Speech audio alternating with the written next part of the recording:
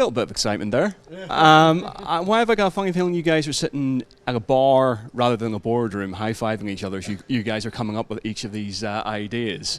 But let's talk characters, okay? I've mentioned Tiny Tina. Now, the characters in Borderlands are memorable, to say the least, but how do you draw a line for a sequel to make characters memorable for the right reasons rather than just being bizarre for being bizarre's sake?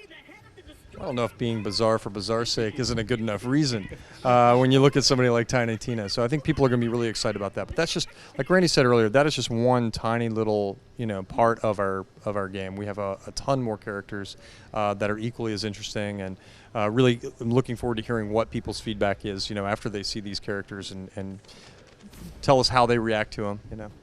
Yeah, a lot of comedy kind of depends upon taking things that are kind of natural, that are there, like people or characters you've known throughout your life, and taking that odd feature of them and just exaggerating it and blowing it up. And I think a lot of the characters emerge that way. For example, a lot of people don't know I do the voice of Crazy Earl, who is in Borderlands 1 and he returns in Borderlands 2. What you want? See you later. What you want? See you later. Yep. And good riddance. And, we didn't have much other than he just didn't have really good teeth, and he kind of kept to himself, and his head's a little oddly shaped. And I just got the idea of, this Cajun guy in my head, and I'd known people that have had some pretty extreme accents, and I just amplified that and exaggerated that, and a lot of the dialogue just comes out ad lib in the sound booth, and we just have a lot of fun with it. So and most of the voice actors kind of bring their own personality on top of the incredible work that our writers do. In the first game, Mikey and I wrote most of it, and Anthony Birch came on and really did an incredible job developing the script and bringing a whole new level of quality to Borderlands in the sequel with us, and it's been a blast. It's been a blast. Obviously, it's got a much bigger presence this time around. By name alone, people know this is coming, but it is one of those inevitable things. It is coming out in a massively packed schedule. As we see, always every winter, Christmas time is always hectic for gamers out there, and certainly for yourselves as well. How do you guys feel the challenges are facing those other games, those other names out there? You mean compared to Borderlands 2? Yeah, I think that some of those other games will get to sell a few. Yeah, they'll make a couple. Yeah, they might be able to sell. No, I mean, we're obviously really excited to be coming out with the sequel. We also think it's a really great time to be coming out with it. It's a nice September for us, not having a lot of games coming out that month. So, yeah. I mean, it's a whole different universe. When Borderlands 1 launched, it launched right in the middle. I mean, we launched it in October 22nd, 2009. It's right in the middle of some serious business. There was a Halo game. There was a Call of Duty game. There's a bunch of other stuff that came out around that time. And Borderlands with no marketing, and where everyone thought we were crazy, like Lifetime ended up outselling some of that other stuff. So now we're launching Borderlands 2 in September ahead of everybody else, and it actually has a marketing budget this time. And people know that it's good. People already know that they can trust it. People have already had incredible experiences. So I have no idea what to expect. I actually am afraid that, we had shortages when we launched Borderlands 1 where people couldn't get the game. I think it's going to be a lot worse this time. I think if you want it already, you might want to pre-order it, because you might have a hard time. I think it's very likely. And also, if you do pre-order it, we've got some things we're offering later that'll be paid DLC. One of them, it will be a new class that we're going to build after we finish Borderlands 2. We're going to create a new class. We haven't worked it out, but we know she's going to be called the Mechromancer, and she's got a cool ability to summon a giant evil robot called Deathtrap, and we have to build her first, but she'll be ready probably about 60 to 90 days after the game comes out, and she's going to be paid DLC. But if you pre-order the game and use the pre-order to get for free into our Premier Club, you'll get it for free. So there's a lot of reasons why you might want to get in now. And we're watching what's happening, and it's out of control. Like the volume of pre-orders and the amount of attention. It's like, multiples over what we saw for Borderlands 1. It's crazy. Talking about the pre-order system, I mean, you guys have got that 3-tier release of the Ultimate Edition as well as the collectors and everything like that. How do you guys structure that, and how do you guys think about that in the lead up to release, about what you would want to give fans, certainly what makes the best sort of like pre-order package with the likes of the attractiveness of soundtracks and, you know, art books? So at the beginning, you know, 2K came to us and said, "Hey, listen, there's a lot of demand for this, and we've been talking to the retailers, and if you guys want to do some awesome additions, here's what retail will take." And this is kind of how, like, what the thresholds for price points and kind of what kind of budget you have to work with. What would you do with that budget? And we're like, "Are you kidding? This is awesome!" And so we came up with these great ideas. And David Eddings went out and he found these guys that made the loot chest for that crazy edition. By the way, that's already sold out. That's gone.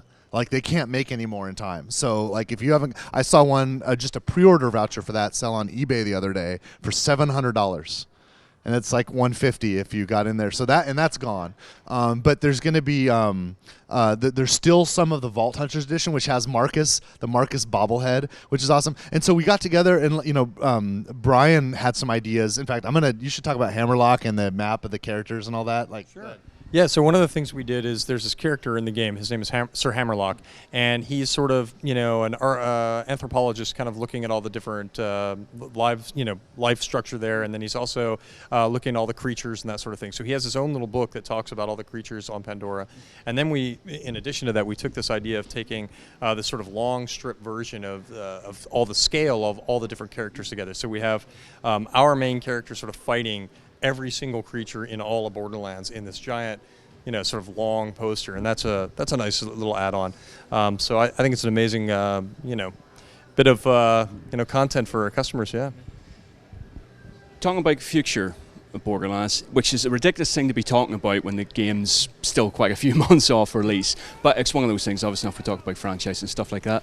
And with the market ever changing, and certainly what the next step is for consoles and certainly for gaming generally, can you guys see Borderlands fit into maybe a slightly different model than just the sort of standard retail package?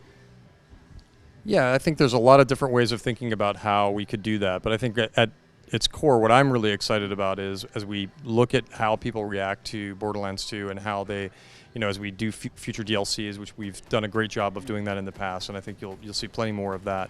Really getting the reaction there, and then as we kind of go into something like Borderlands 3, then we'll really think about that from, you know, a fan's perspective and from a customer's perspective of what's the right things to do for the next product. So we'll kind of keep track of all our wish list items and then apply that as we go forward, you know.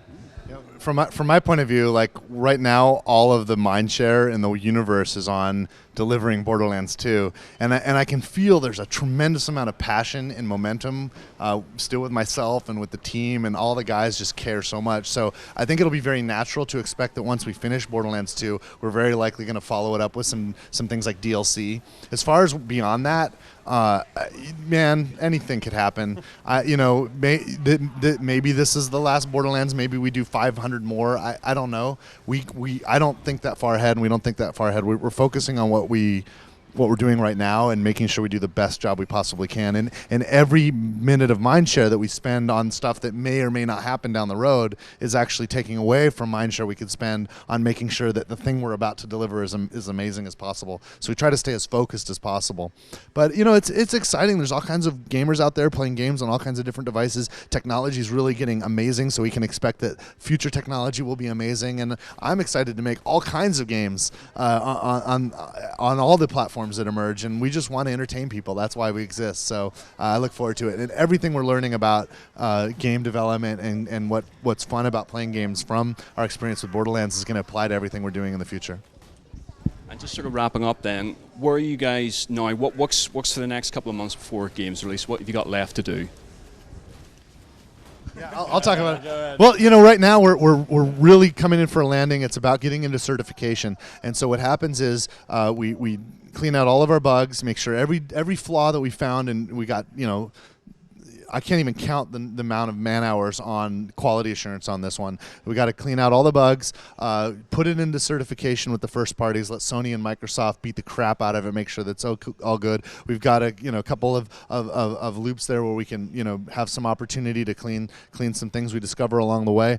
Once we have a master where this is the one, holy crap, we got the gold master, then it goes into manufacturing, and it'll get distributed around the world. So there's about a 2-month gap or so between when the game's done and when it reaches people's hands. We don't stop though.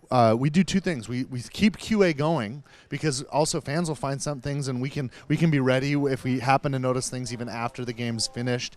We can kind of get a lead on that.